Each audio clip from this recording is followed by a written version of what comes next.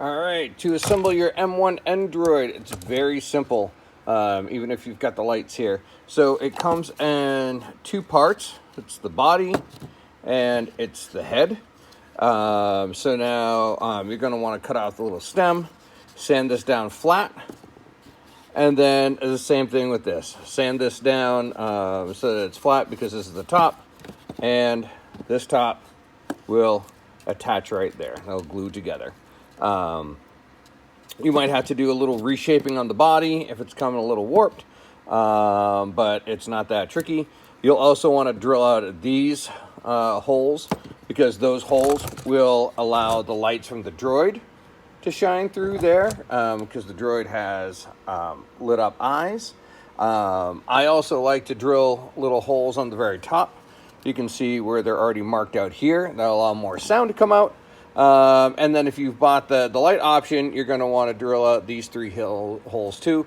Also, those two holes. Lots of times the antennas don't come out on this, so you want to drill out this.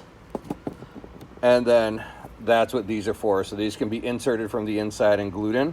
So really pretty simple. We don't suggest that you drill out this area anymore.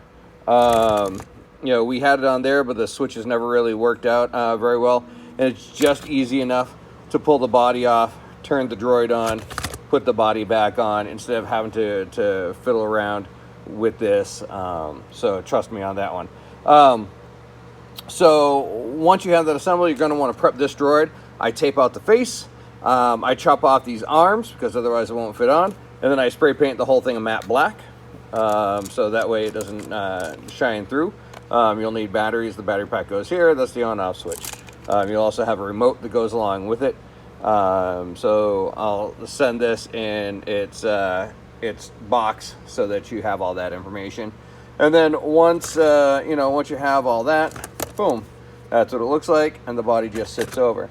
Now, if you have the battery packs, then you're going to see the outlines form on the back. You just drill out this bigger hole, so it has to be big enough so that the LED goes through it. And so you're going to need some coin batteries. You need 2 for each one. I think there's something along the lines of, CR2032s. You can get these in 5-packs pretty cheap. But anyways, and you can see through here, you just drill through the holes, and then those wires go through, and you just glue in the lights to the top on the inside. And there's plenty of room inside this body that, boop, it just slides right over.